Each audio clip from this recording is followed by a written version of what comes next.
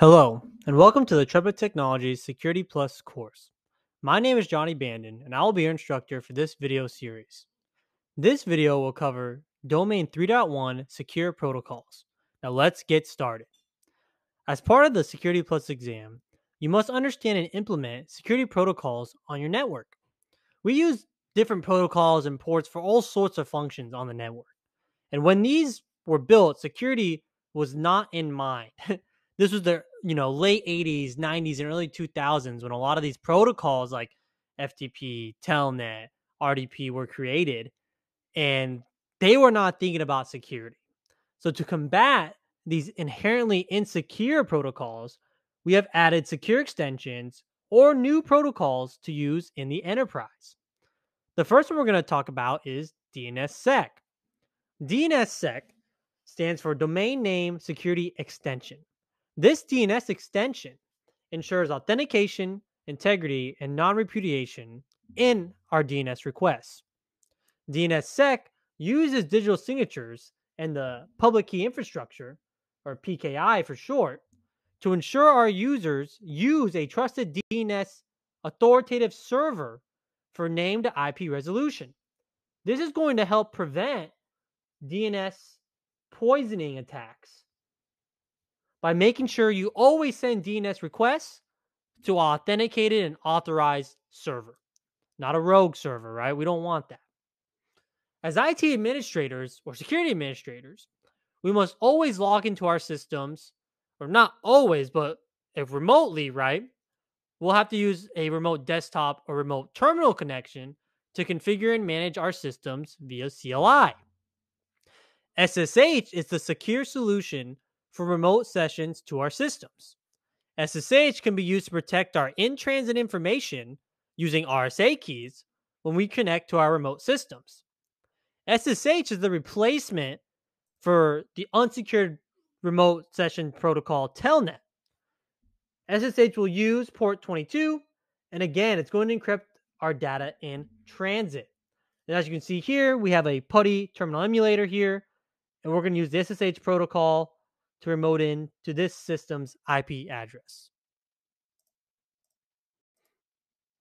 SMIME is a standard for encrypting MIME data, which stands for Multipurpose Internet Mail Extensions, which builds off the original Simple Mail Transport Protocol, SMTP. We use these protocols for sending data, text, and files over email. The S stands for secure, and SMIME is the secure implementation of the MIME protocol. The real-time transport protocol sends UDP data and voice and video. The S also stands for secure, and SRTP is just an extension of RTP that provides confidentiality, message authentication, and replay protection. So again, this is just the secure implementation of an already well-known and established protocol, RTP.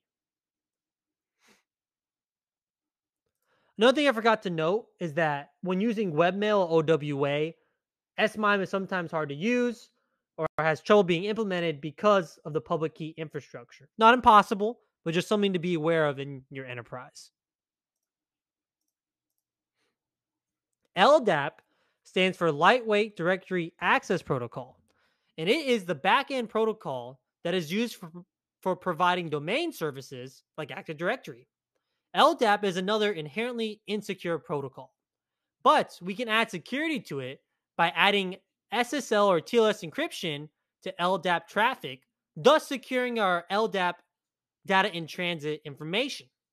We call this secure implementation LDAPs, right? So Lightweight Directory Access Protocol over SSL, and it's going to use TCP port 636. So if you do an Nmap scan of your network and you see 636, know you're using LDAP over SSL, which nowadays will be TLS, right? Because that's a secure implementation, SSL being insecure. The file transfer protocol is a standard for transferring files over an IP network. And just like every protocol created way back when technology was just starting, right? Or IP technology, it's also inherently insecure. FTPS, File Transfer Protocol Secure, It's also going to add SSL or TLS to FTP. And that's going to use port 990 for control and 989 for data. Because we know FTP has ports used for control data and actual data, right? Excuse me, for control and one for data. And then we have SFTP. This is an extension of the SSH protocol. This will allow file access, transfer, and management. And there's a big difference between SFTP and FTPS because SFTP is not an extension of the original file transfer protocol. It is an extension of SSH that allows file transfers. So we're not using TLS or SSL to secure our data in transit. We're using SSH in the SFTP protocol. And since it uses SSH, we're going to use port 22. And then we have the Simple Network Management Protocol, or SMTP. Excuse me. SNMP is a protocol that allows the management of network devices like switches, routers, firewalls. And SNMP, when it's created, was also inherently vulnerable and an insecure protocol. So now we have SNMP version 3, which is going to add authorization and encryption to the SNMP protocol. So this lets us use hashing, right, and encryption on our SNMP messages. And then we have the Hypertext Transfer Protocol, which we should all be familiar with, right? Because if you're on YouTube or my website watching this, you're using it. HTTP is the Hypertext Transfer Protocol that everyone uses if they want to browse the internet. The Hypertext Transfer Protocol, again, is used when you're going to a web server. So HTTP traffic is sent in the clear and plain text. So we created HTTPS, which is the secure flavor of HTTP, which again uses SSL and TLS for its connections. And this is going to be over port 443, HTTPS, whereas HTTP uses port 80. And then we have a whole slew of email protocols that are inherently vulnerable, like POP3, IMAP, or SMTP. And a lot of them will support the use of SSL or TLS encryption over them, right? And you see their port numbers used. So we didn't make a slide for each individual one because a lot of this is the same, right? If you're using IMAP, POP3, or SMTP, you can use SSL, TLS over that protocol to give it data in transit protection. The last thing we're going to talk about is IPsec, or the Internet Protocol Security. This is a suite of protocols that protect data in transit. IPsec is going to provide data authentication, integrity, and confidentiality. IPsec is typically used as a VPN solution for roaming clients who want to gain access to the corporate enterprise. So what do we mean by that? Typically we're going to see IPsec used. Let's say we have our headquarters here in, let's say, Phoenix. And then we have a remote office, let's say in like Albuquerque, New Mexico. And then we have users at their home, right? Here's a little house that also need to get access to that HQ network because maybe this is where our data center sits for all of our enterprise services. So on this router, or maybe we install a VPN concentrator, that's going to be the hub for IPsec connections. And so this router is going to create an IPsec tunnel here, a site-to-site VPN, right? Site to site.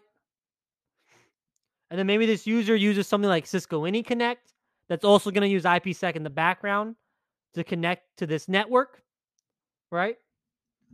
And that's typically how we see IPsec implemented. So IPsec is also the protection overlay in our GRE tunnels, which are configured on networking devices. And pure IPsec traffic will only send unicast traffic as well. And we're not going to dive too deep on this because, again, this is a Security Plus exam, not a CCNP security exam. So IPsec can operate in two different modes, tunnel and transport. In the tunnel mode, we'll encrypt the data, payload, and the IP header. In transport mode, it will only encrypt the IP header, right? and the data payload will be left unencrypted. So typically we always want to use our tunneling mode, right? All right, so that's it for this video. I want to thank you for viewing and stay tuned for our next video where we will discuss domain 3.2, host and application security. Thank you.